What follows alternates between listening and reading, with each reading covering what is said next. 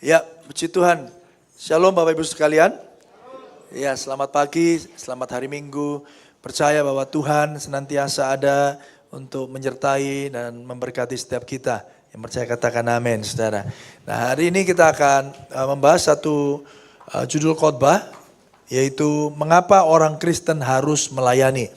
Jadi selain tema-tema atau khotbah berseri tentang Injil Kristus, atau I am not ashamed of the gospel, bicara tentang tema kita pada tahun ini, Bapak Ibu Saudara juga akan mendengar khotbah-khotbah berseri atau khotbah-khotbah sesuai dengan bulan, ya, di mana kita ada. Dan bulan Januari adalah bulan penata layanan atau bulan pelayanan.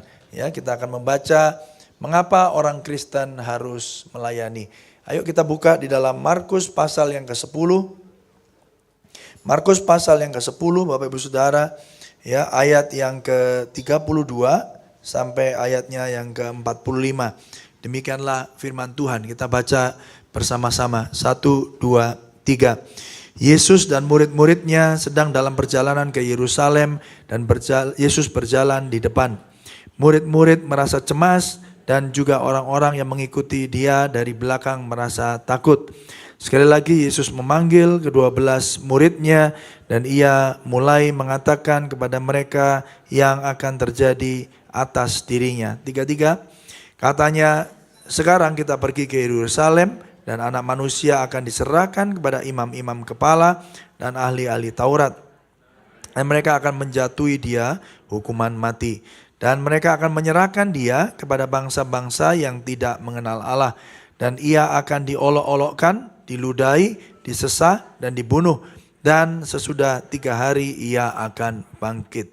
35. Lalu Yakobus dan Yohanes, anak-anak Zebedeus, mendekati Yesus dan berkata kepadanya, Guru, kami harap supaya engkau kiranya mengabulkan suatu permintaan kami. 36. Jawabnya kepada mereka, apa yang kamu kehendaki aku perbuat bagimu? Lalu kata mereka, perkenankanlah kami duduk dalam kemuliaan-Mu kelak, yang seorang lagi di sebelah kananmu dan yang seorang di sebelah kirimu. Tetapi kata Yesus kepada mereka, kamu tidak tahu apa yang kamu minta. Dapatkah kamu meminum cawan yang harus kuminum dan dibaptis dengan baptisan yang harus kuterima? Jawab mereka, kami dapat. Yesus berkata kepada mereka, memang kamu akan meminum cawan yang harus kuminum dan akan dibaptis dengan baptisan yang harus kuterima. Tetapi hal duduk di sebelah kananku atau di sebelah kiriku, aku tidak berhak memberikannya. Itu akan diberikan kepada orang-orang bagi siapa itu telah disediakan. Mendengar itu ke-10 murid yang lain menjadi marah kepada Yakobus dan Yohanes.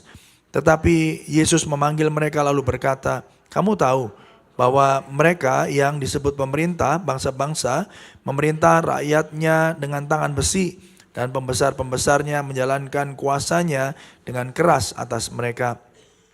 Tidaklah demikian di antara kamu. Barang siapa ingin menjadi besar di antara kamu, hendaklah ia menjadi pelayanmu. Dan barang siapa ingin menjadi yang terkemuka di antara kamu, hendaklah ia menjadi hamba untuk semua. Sama-sama 45. Karena anak manusia juga datang bukan untuk dilayani, melainkan untuk melayani dan untuk memberikan nyawanya bagi tebusan bagi banyak orang. Amin. Nah, Bapak Ibu Saudara, tentang pelayanan ini, ya, tidak hanya bicara tentang pelayanan di gereja, ya, tidak hanya bicara tentang konteks hari ini saja, ya, di ruangan ini saja misalnya. Tetapi bagaimana orang Kristen dikatakan harus melayani. Nah, melayani itu seperti apa Bapak Ibu Saudara? Ya, tapi sebelumnya kita akan belajar dulu tentang konteks atau latar belakang Injil menurut Markus ini, ya. Injil menurut Markus ini Injil yang paling singkat di antara yang lain. Ya, kalau Matius ada 28 pasal, Markus cuma 16 pasal, Saudara. Tetapi ini juga dipercaya menjadi Injil yang pertama yang dituliskan. Ya, kurang lebih tahun 50 atau 60, ya Bapak Ibu Saudara, Masehi. Yang artinya apa? Semakin dekat dengan kejadian Bapak Ibu Saudara, dan rata-rata semua seperti itu, ya Bapak Ibu. Ya, Injil itu selesai, bahkan di abad kedua Saudara sudah banyak ya Alkitab atau manuskrip itu atau catatan-catatan kopi-kopian tentang ayat firman Tuhan itu sudah di mana-mana. Artinya Bapak Ibu Saudara, semakin dekat tulisan itu ya dengan kejadian perkara itu semakin sahih, semakin sah, ya semakin dapat dipercaya. Dan saya bersyukur Bapak Ibu Saudara, Alkitab dalam menjadi salah satu bukti bahwa ini adalah sungguhnya firman Allah yang hidup. Yang percaya katakan amin. Ya, nah penulisnya adalah Yohanes Markus, bukan Yohanes dan Markus ya, tetapi Yohanes Markus. Dia adalah rekan perjalanan Rasul Paulus, tapi juga penerjemah bagi Rasul Petrus. Kenapa? Karena Injil ini ditulis untuk orang-orang yang ada di Roma. Ya, di tengah situasi yang genting bagi umat Kristen ketika itu, dan ini dituliskan untuk menguatkan iman mereka. Ya, jadi kebanyakan Bapak Ibu Saudara ini dituliskan untuk orang-orang yang non-Yahudi. Ya, makanya menggunakan bahasa serapan-serapan bahasa lain, bahasa Latin misalnya, bahasa istilah-istilah Ibrani, Aramaik, Saudara, seperti Efata, seperti Talitakum, itu Saudara akan baca di Markus kalau Saudara baca secara lengkap. Nah, Saudara, ya, jadi yang terakhir menulis tentang Yesus Kristus Sang Raja.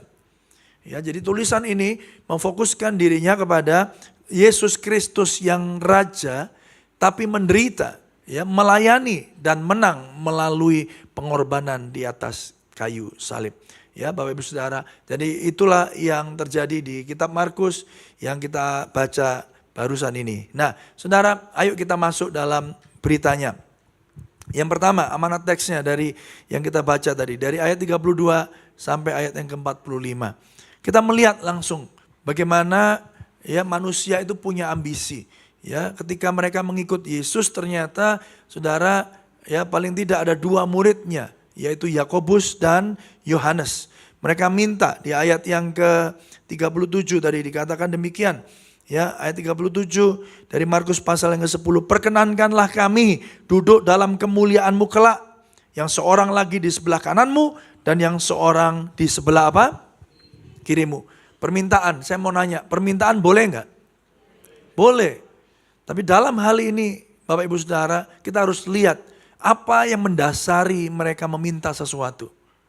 Ya, mereka ini siapa? Mereka ini murid-murid Tuhan Yesus. Dan Saudara tahu, ya Bapak Ibu Saudara, setelah kita baca tadi, mereka minta ayat 35 itu setelah apa? Setelah Tuhan Yesus menyampaikan berita bahwa dia akan menderita. Anak manusia akan menderita, ditangkap, diolok-olok, mati, dan bangkit pada hari yang ketiga. Ya, jadi bayangkan Saudara, setelah ada berita kabar buruk, nanti ini aku akan mati loh ya. Aku nanti ditangkap, ya, lalu nanti aku akan dianiaya, aku akan mati. Ya, tapi bangkit pada hari yang ketiga. Ya, lalu seakan-akan mereka melihat ini sebuah celah yang baik untuk meminta kepada Tuhan Yesus apa yang menjadi hak mereka. Seakan-akan mereka berkata, aku kan udah ikut kamu, udah cukup lama menjadi orang yang paling dekat. Bahkan bagi Yohanes, aku ini kan murid yang kamu kasihi. Lalu mereka meminta satu duduk di sebelah kanan, satunya di mana?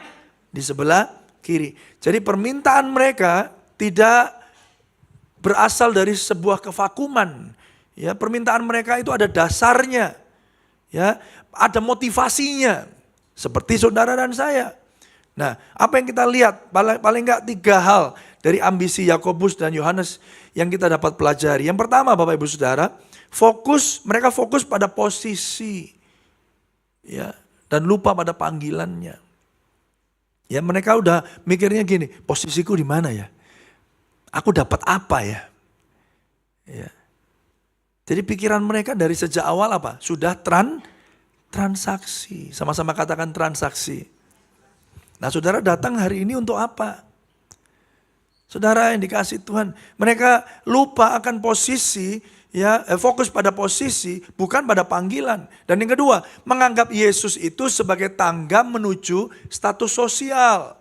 Saudara, berapa banyak saudara kita hari ini percaya bahwa kalau saya setia, kalau saya tekun, nanti Tuhan berkati saya. Tuhan nggak akan lupa akan apa yang saya sudah pernah kerjakan buat dia.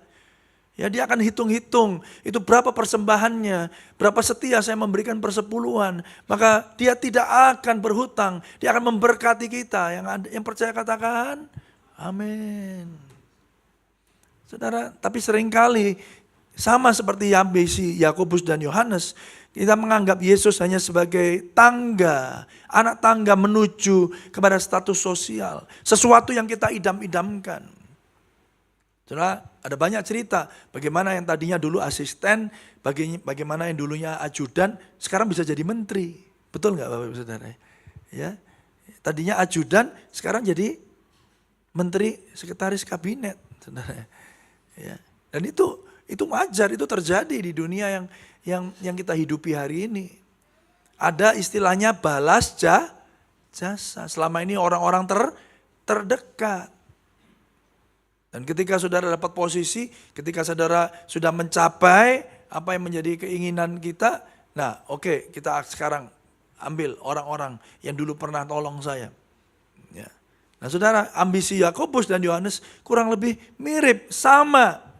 Dia menganggap Yesus sebagai tangga menuju pengakuan, menuju penerimaan, menuju keterkenalan, saudara. Dan kegagalan memahami esensi kerajaan Allah yang paradoksikal. Apa itu paradoksikal? Bertentangan. Saudara lihat, raja di atas segala raja. Yesus datang ke dunia, lahir tidak dengan gegap gempita, dengan kemuliaan, tapi justru sederhana. Yang setuju katakan amin. Saudara, dia Bapak Ibu Saudara menang atas dosa. Ya, bukan dengan pasukan berlaksa-laksa, tapi dia mati di atas kayu salib, meregang nyawa, terkutuk bagi saudara. Saudara, dia memenangkan peperangan itu justru ketika dia mati menyerahkan nyawanya. Saudara, kerajaan Allah itu selalu paradoksikal, selalu bertentangan Bapak Ibu Saudara. Dan itu yang terjadi, Nah, saudara, ambisi ini mengajarkan kepada kita, bisa jadi ambisi yang sama, ambisi yang keliru ini ada di dalam setiap hatimu dan hatiku pada pagi hari ini. Mari kita selidiki masing-masing daripada kita. Apakah kita fokus pada posisi daripada panggilan kita? Apakah kita hanya menganggap Yesus itu tujuan antara atau alat untuk mencapai tujuan kita? Ataukah kita gagal memahami esensi kerajaan Allah yang paradoksikal ini? Nah, ada dua jebakan pelayanan Bapak Ibu Saudara yang terjadi. Saudara masih bersama saya? Yang percaya katakan amin. Yang pertama adalah legalis. Saya akan terus menyampaikan dua ketegangan ini. Selalu ada. Yang legalis akan ngomong begini, saya melayani supaya saya menjadi besar, supaya saya terpandang di mata Tuhan dan di mata manusia. Makanya Bapak Ibu Saudara, jabatan-jabatan yang kita miliki itu terus harus menerus. Bapak Ibu Saudara, kita introspeksi, kita refleksikan. Apakah itu kita menjadikan kita orang-orang yang legalis seperti orang-orang ahli Taurat, ahli-ahli orang-orang Farisi. Ya, mereka melayani supaya mereka dapat berkata, saya lebih daripada kamu. Saya lebih hebat daripada kamu. Saya lebih kudus daripada kamu. Saya berdoa lebih panjang daripada kamu. Saya berpuasa lebih lama daripada kamu. Akarnya apa orang-orang seperti ini? Kebanggaan diri. Ya, makanya akhirnya merasakan lebih kudus, lebih baik.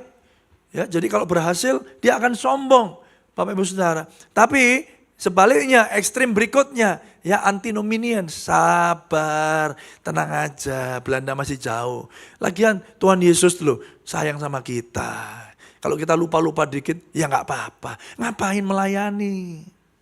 Satunya melayani Paul, saudara. Satunya no pelayanan, saudara. Ngapain pelayanan? Saya sudah diterima sepenuhnya kok. Saya nggak perlu repot-repot untuk dapat penerimaan Allah. Ngapain melayani? Biar orang lain ngapain? Melayani saya. Kita akhirnya menjadikan gereja menjadi tempat ya yang kita pikir menjadi tempat di mana kita datang, ya sama seperti kita pergi ke mall, ya saudara lagi suntuk, ya saudara kepengen cuci mata, saudara pergi ke mall, saudara disambut dengan berbagai macam diskon, senyuman para SPG, ya dan semua yang ada di sana, saudara merasa senang. Sudah merasa happy, sudah pulang. Wah bagus ya mallnya ya, tadi dingin. Ya walaupun capek jalan-jalan, wah tapi senang. Ya aku dapat diskonan.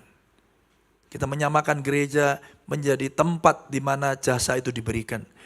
Ya, ketika gereja tidak mendatangkan kepuasan, ketika engkau tidak disambut dengan semestinya, ketika Asher mungkin lupa menyebut nama saudara, saudara akan berkata, apa ini gereja? Gereja kok dingin, gereja kok jahat, gereja kok pilih kasih. Saudara, kenapa ini kok lagunya kok begini? Tidak sesuai sama laguku. Mending aku pergi ke karaoke. Bisa milih lagu sendiri. Halo? Saudara masih milih-milih lagu, saudara? Kalau ke gereja, saya pergi ke gereja itu Pak karena musiknya enak. Saya masih sering dengar itu. Pagi ini sunyi, sepi ya. Apa kita ke karaoke aja? Ke karaoke kan enak, tinggal milih. Ya. Akhirnya apa? Kita sadar kita udah diterima. Ya, mentalitas kita apa? Mentalitas kita konsumen. Ya, akarnya apa? Kenyamanan rohani. Jadi ketika ada pesan dari mimbar begitu berat, ada pesan dari mimbar itu apa menyinggung kita kecewa, kita tersinggung, kita keluar. Ada sesuatu yang nggak enak, AC-nya mungkin kurang dingin, ya lampunya kurang terang, ya musiknya kurang menghentak, saudara, atau sebaliknya musiknya terlalu membuat kita ngantuk. Akhirnya kita apa katakan? Ya udah kita cari gereja lain aja. Kita jadikan gereja menjadi pemuas dan kita jadi konsumen yang merasa butuh untuk dipuaskan. Dua ekstrem ini selalu ada di dalam gereja. Di dalam hal apapun. Hari Rabu kemarin saya juga menyampaikan firman Tuhan tentang Injil dan pekerjaan. Bagaimana saudara bekerja, itu penting. Dan itu saudara harus dengar suara daripada gereja. Itu bukan dikotomi, wah kalau pekerjaan gereja mah bisa bilang apa. Ya, saya ini udah 3 turunan, saya melakukan bisnis ini. Saya mau katakan firman Tuhan adalah kebenaran, yang percaya katakan amin. Dan pelita bagi kaki kita, terang bagi jalan hidup kita. Dijelaskan filosofi tentang pekerjaan sesuai dengan Alkitab. Saudara dengarkan baik-baik. Ini yang terjadi, 2 jebakan ini selalu ada. Tapi saudara, yang terjadi adalah apa? Ada metafora cawan. Sebelum saya masuk dari solusi dari 2 jebakan ini, lalu kita yang di mana Pak? Kita nggak mau yang legalis, ya. Kita merasa paling berjasa, ya. Si paling melayani, ya. Ada nggak? Si paling melayani di sini? Nggak ada, ya. Si paling melayani itu ngomong begini, saya paling pelayanan. Di bidang apapun yang bahkan bidangnya belum ada, saya pasti ada.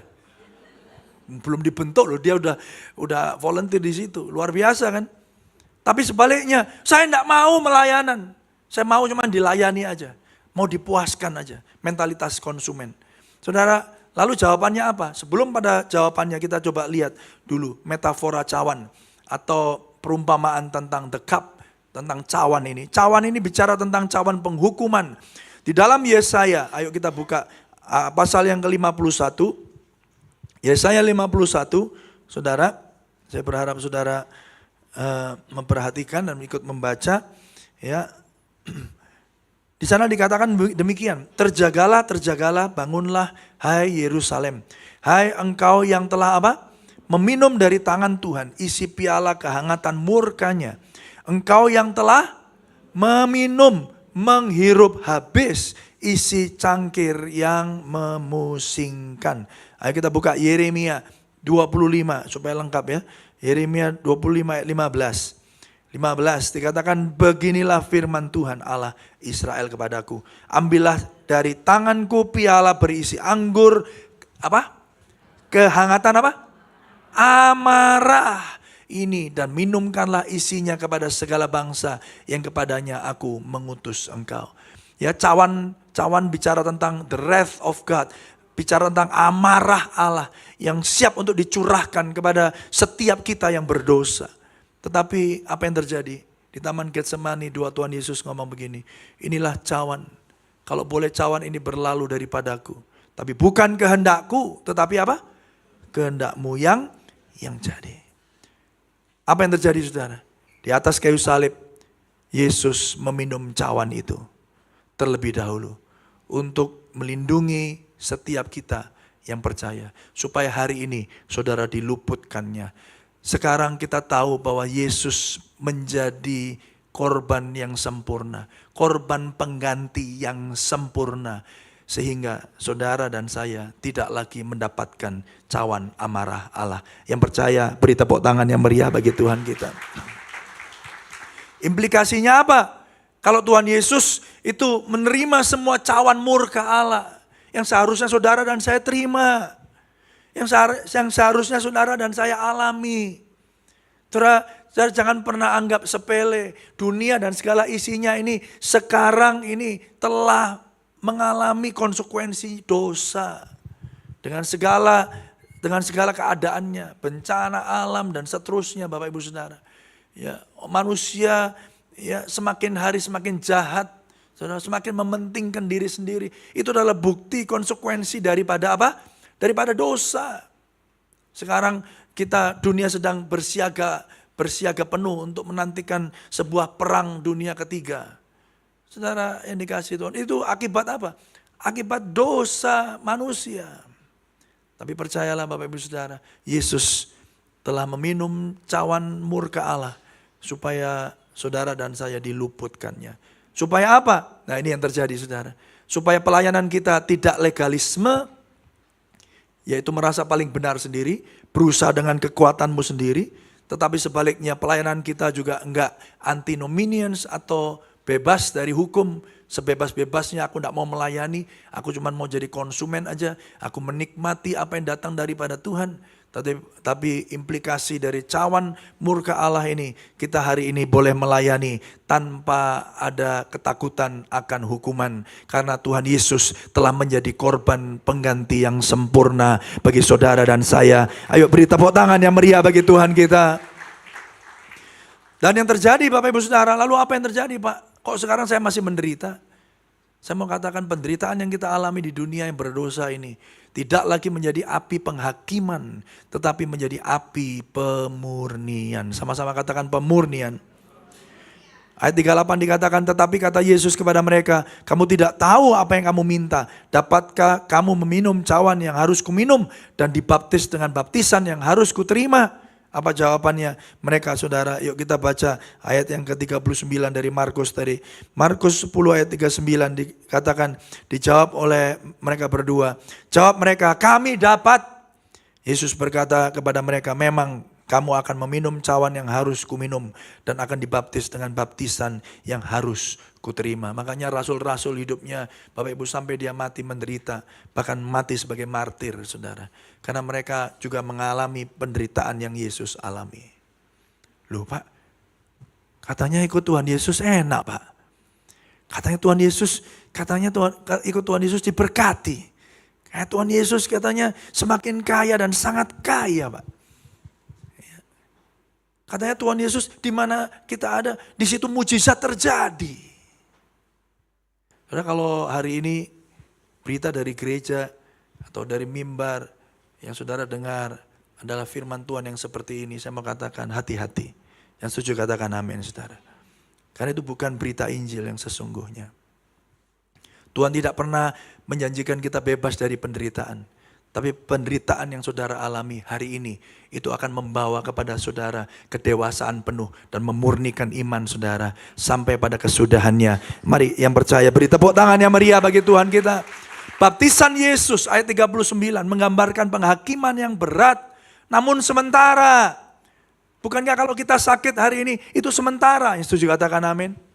Ya, bahkan kalau kita mati hari ini itu sementara, karena kematian bagi orang percaya itu hanyalah sesungguhnya sebuah pintu untuk kita masuk di dalam kekekalan selama-lamanya bersama dengan Tuhan. Mari beri tepuk tangan yang meriah bagi Tuhan kita.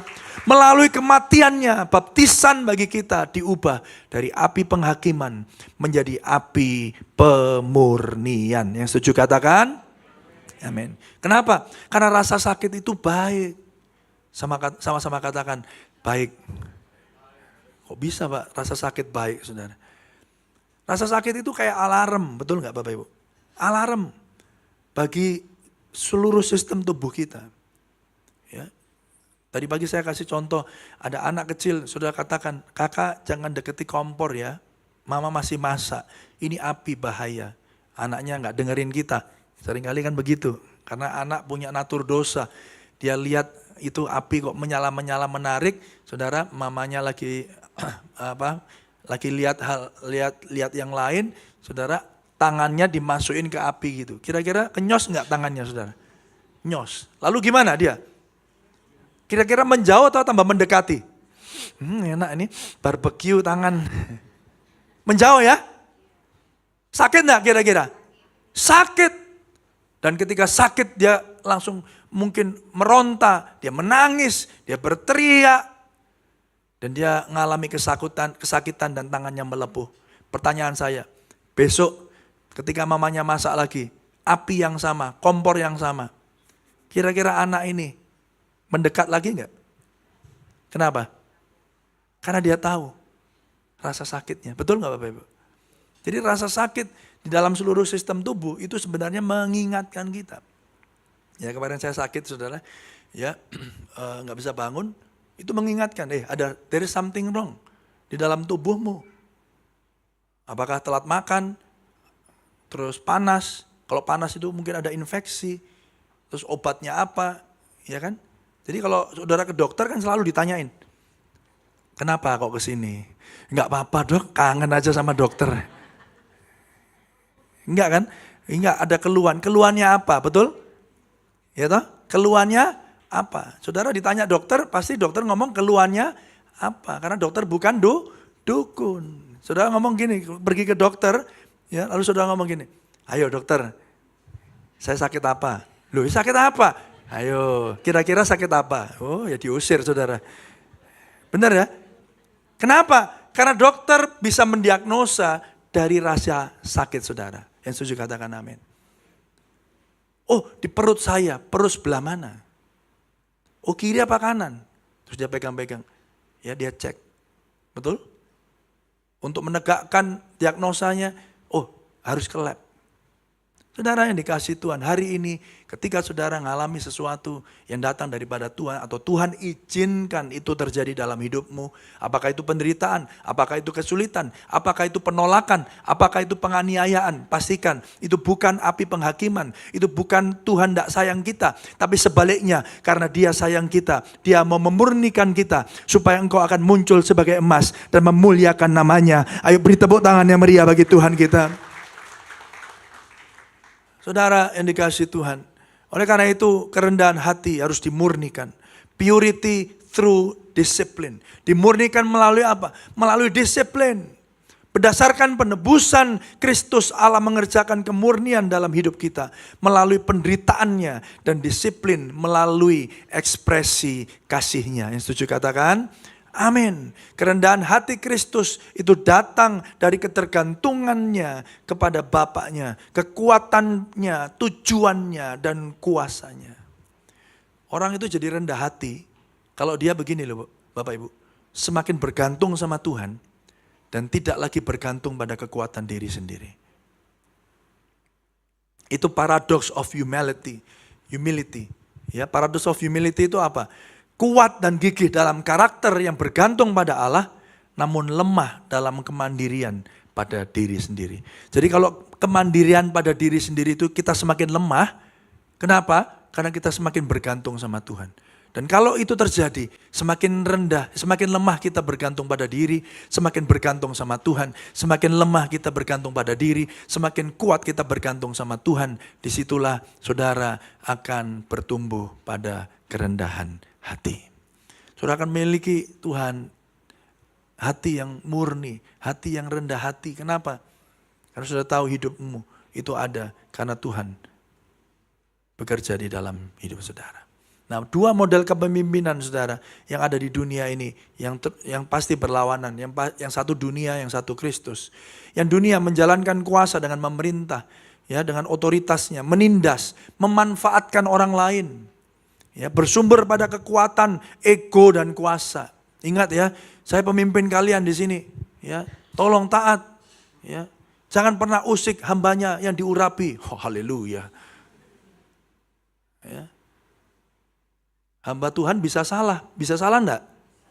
Bisa. Boleh ditegur enggak? Boleh. Cuman enggak berani. Berani enggak negur? Enggak. Harus berani saudara. Saudara berani negur karena punya relasi. Ya, tapi kalau dunia bersumber pada kekuatan dan ego, tapi kepemimpinan Kristus coba perhatikan, menjadi hamba bagi semua. Ya, memberdayakan, memberi diri bagi orang lain, bersumber pada ketergantungan penuh kepada Allah. Bahkan Tuhan Yesus sendiri, dia katakan, aku tidak berkata-kata dari diriku sendiri, tapi dari Dia yang mengutus aku. Makananku adalah melakukan kehendak Bapakku. Saya mau katakan Bapak Ibu Saudara hari ini, biarlah kita menjadi orang-orang yang mengandalkan Tuhan dan bergantung penuh kepada Tuhan. Kita tidak menggunakan kepemimpinan dunia, tetapi kepemimpinan Kristus menjadi hamba bagi semua. Saudara, Timothy Keller ngomong begini, Injil adalah satu-satunya hal yang membuat kita rendah hati dan berani ya pada saat yang bersamaan. Saudara berani karena saudara tahu saudara ada Tuhan yang menopang saudara. Tapi di saat yang sama saudara rendah hati, tidak sombong. Karena apa? Karena saudara tahu keberanian saudara itu muncul, itu ada, itu ditopang. Bukan karena saudara hebat, tapi karena Tuhan yang menopang kita. Yang percaya katakan amin. Jadi orang yang ditopang oleh kuasa Injil Kristus, kalau berhasil tidak sombong, kalau gagal tidak putus asa.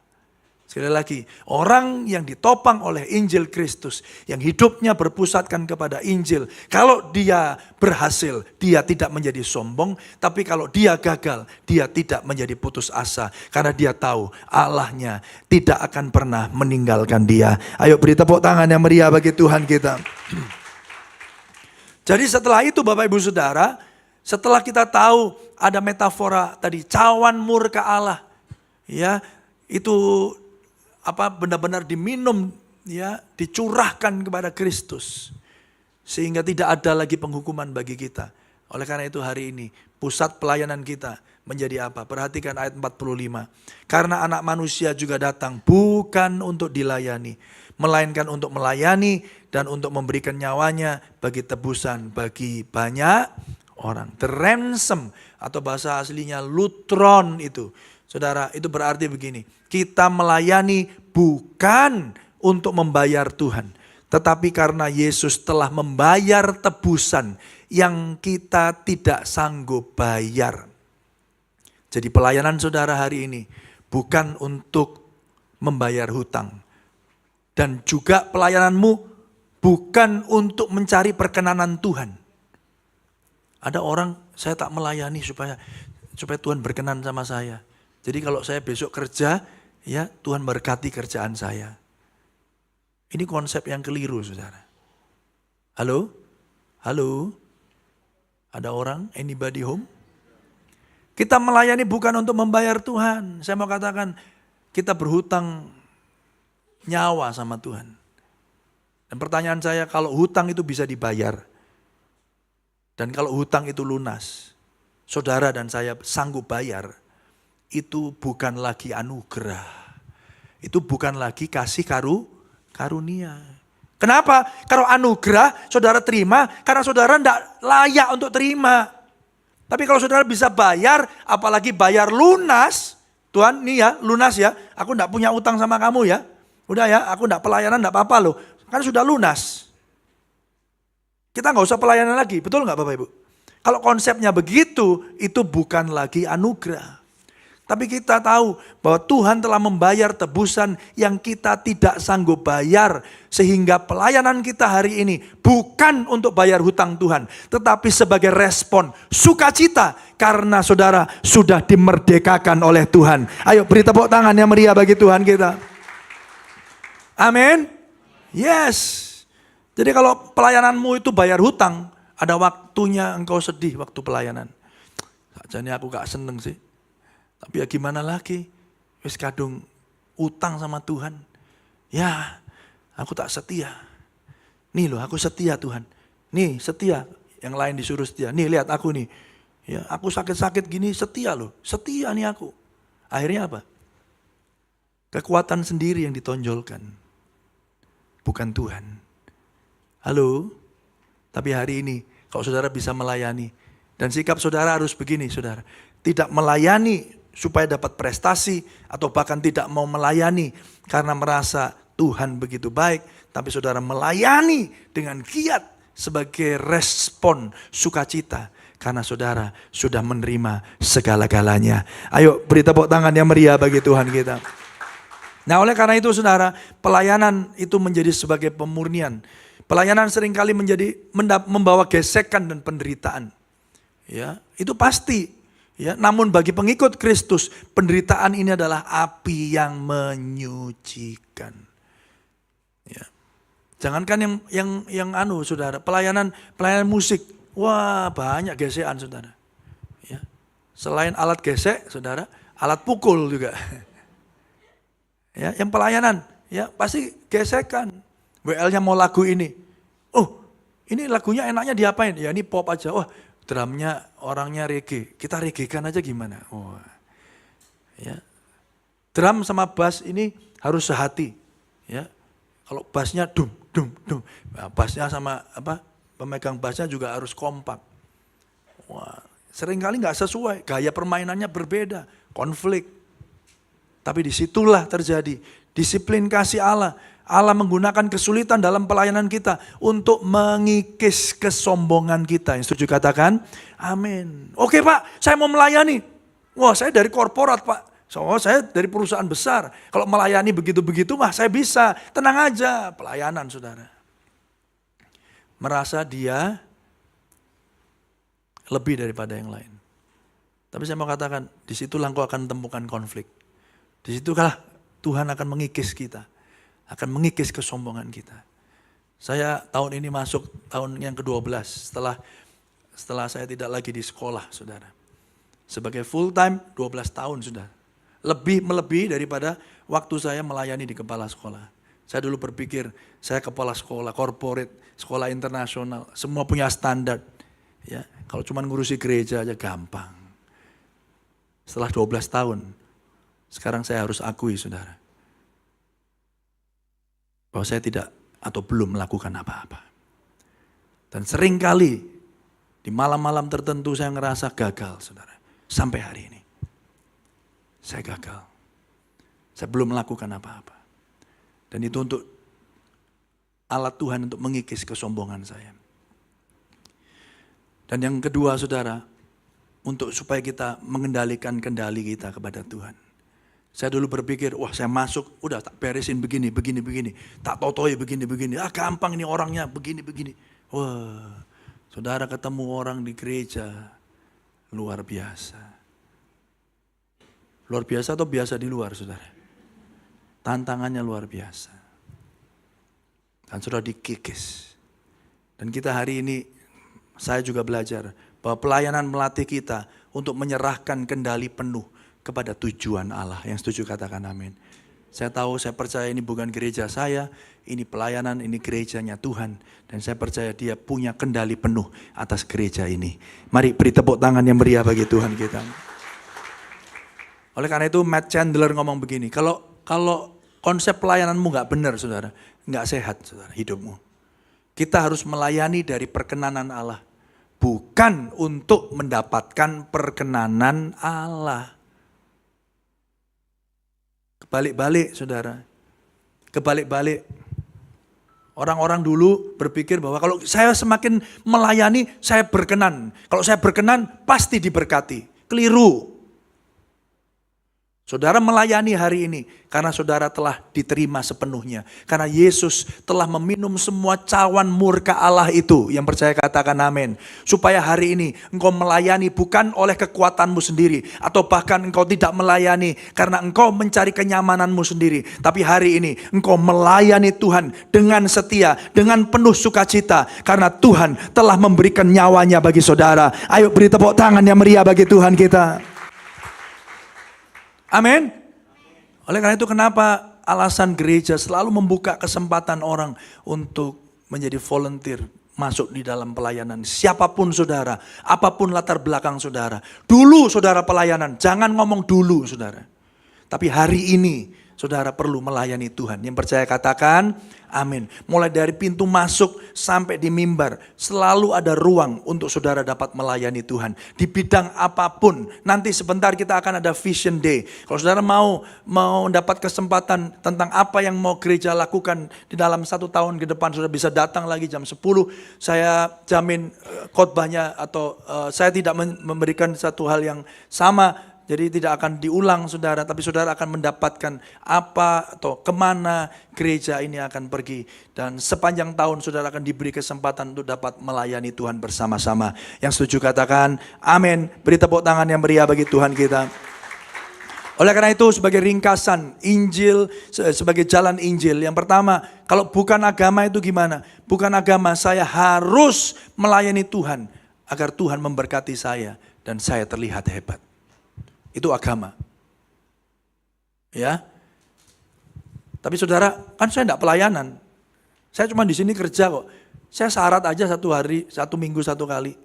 Itu bukan berarti anti agama. Anti agama itu gimana? Tuhan sudah baik. Jadi saya hidup untuk kenyamanan saya sendiri. Saya enggak perlu melayani. Malah kalau perlu gereja layani saya dong. Doain saya dong. Ya. Tapi kalau Injil, jalan Injil itu gimana? Yesus sudah memberikan nyawanya bagiku. Sekarang seluruh hidupku adalah miliknya untuk melayani sesama. Yang percaya katakan amin. Saya berharap saudara tidak pilih yang satu, tidak pilih yang kedua. Tapi pilih yang jalan Injil. Bahwa Yesus telah memberikan nyawanya bagi saudara. Sekarang seluruh hidupmu adalah miliknya.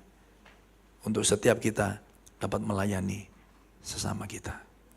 Amin saudara. Ayo kita baca sekarang respon Injil. 2 kalimat ini saja ya. 1, 2, 3. Injil Kristus. Kita berhenti melayani demi kemuliaan diri sendiri. Dan berhenti menolak melayani demi kenyamanan diri. Kristus yang telah meminum cawan kita. Memampukan kita untuk mendapatkan kekuatan. Untuk membasuh kaki sesama kita. Amin. Layanilah Tuhan. Selama engkau diberi kekuatan, selama engkau punya sumber daya dalam hidupmu. Mulailah dari apa yang kau bisa dan apa yang kau punya. Yang setuju katakan amin. Saya tidak punya apa-apa, tidak mungkin. Saudara punya kaki untuk jalan ke tempat ini, berarti Tuhan berikan sesuatu bagi saudara. Saya masih ingat dulu ada satu jemaat Surabaya namanya Mas Urip. Dia dinamakan karena orang tuanya bersyukur. Karena dia hidup waktu dilahirkan. Karena dia seharusnya menjadi korban aborsi, tapi nggak berhasil. Sudah diusahakan di aborsi, kok ia hidup. Makanya namanya Urip. Nah itu Indonesia. Kalau nggak Urip ya selamat. Ya. Makanya selamat kan banyak ya, Selamat Raharjo, Urip gitu ya. Nah, saudara, dia kakinya kayak polio ya, kakinya nggak lengkap, tangannya nggak lengkap, sudah nggak bertumbuh. Tapi setiap minggu dia pergi ke gereja. Dan saya salah satu orang yang waktu pemuda ya, saya jemput dia, saya gendong dia, saya dudukkan dia di depan, dia main tamborin. Dia senang kalau dapat tamborin baru. Saudara ya, saya masih ingat. Kalau saudara pernah jadi jemaat di Surabaya, saudara tahu ada Mas Urip. Saudara, indikasi Tuhan. Apa yang kau bisa, apa yang kau punya. Bukan untuk mencari perkenanan Allah. Karena Allah sudah mati buat kamu. Allah sudah mati buat kita. Tapi kita melayani karena Allah sudah menerima kita. Dan sebagai respon ucapan syukur kita kepada Dia. Oleh karena itu saya mengajak saudara menjawab pertanyaan refleksi ini. Yang pertama, periksa motivasi hati kita. Kalau sekarang saudara ada dalam pelayanan, saudara sudah ada dalam jabatan, apakah itu PDP, PDM, PDT, diaken, diakones, apapun itu. Apakah ada ambisi tersembunyi seperti Yakobus? Apakah engkau sedang menggunakan Yesus sebagai anak tangga untuk menuju kesuksesanmu? Yang kedua, identifikasi satu area pelayanan di mana kita bisa memberi diri minggu ini. Saudara, pelayanan itu luas sekali ya. Tidak hanya ketika di gereja ini. Saudara, pelayanan di rumah, jadi RT, jadi RW. Saudara, pelayanan di tempat kerja saudara. Saudara tiba-tiba pengen buatin sarapan buat teman yang duduk di sebelah saudara. Dalam perjalanan ke tempat pekerjaan, ada siomay, tak beliin siomay ah. Saudara kasih siomay itu ke teman saudara. Saudara makan siang sama-sama. Apa yang Tuhan beri? Kesempatan apa yang Tuhan beri buat saudara? Untuk saudara bisa melayani sesama hari ini. Pikirkan baik-baik. Area apa yang dulu Tuhan panggil saudara untuk melayani, tapi sekarang saudara nggak lagi lakukan. Mungkin saudara pernah kecewa sama hamba Tuhan. Mungkin saudara pernah tawar hati. Lalu katakan, sudahlah gak usah pelayanan. Makanya jangan melayani karena manusia. Yang setuju katakan amin. Tapi layanilah dia. Karena dia telah meminum cawan murka Allah. Dan menjadi pengganti, korban pengganti yang sempurna. Sehingga pelayananmu, saudara, bukan menjadi performa, bukan menjadi performance, bukan menjadi tempat di mana saudara harus buktikan diri. Dan bukan menjadi tempat di mana saudara mencari perkenanan Allah. Tetapi menjadi tempat di mana saudara mengucap syukur kepada Tuhan. Tanda pelayananmu sehat adalah begini. Ketika engkau melayani, melayanan itu bukan beban. Kalau saudara mikir, alah minggu lagi. Jadi WL lagi. Aduh, ya setelah apa lagunya nyanyi. Kalau seperti itu jadi beban, saya mau katakan gak sehat saudara. Yang ketiga, berdoalah agar Roh Kudus memurnikan hati kita melalui pelayanan. Pasti ada gesekan, pasti ada konflik, tapi api pemurnian itu ditujukan supaya saudara dapat muncul sebagai emas. Mari kita berdoa. Hari ini engkau mungkin dipanggil untuk melayani keluargamu, melayani orang tuamu, untuk melayani suamimu. Mari datang kepada Tuhan. Tuhan, aku datang, aku melayanimu, bukan supaya aku diberkati, tapi aku bersyukur dan pelayananku menjadi respon untuk apa yang Tuhan sudah kerjakan bagi hidupku. Terima kasih Tuhan, terima kasih. Sempurnakanlah, meteraikanlah setiap firman yang kami boleh dengar. Kami percaya ada kekuatan Roh Allah yang memampukan kami untuk bekerja dan melayani Tuhan dengan sukacita, bukan dengan beban. Dan Tuhan, biarlah Engkau gerakkan hati setiap umat-Mu hari ini untuk semua kami dapat melayani Tuhan di gereja ini. Apapun itu, posisi apapun Tuhan, kami berdoa di dalam nama Tuhan Yesus. Gelisahkan kami, Tuhan, gerakkan hati kami, lembutkan hati kami. Ampuni segala dosa dan pelanggaran kami Tuhan. Tuhan yang begitu setia menantikan kami untuk kami terus dapat melayani Tuhan bersama-sama. Di dalam nama Tuhan Yesus. Haleluya.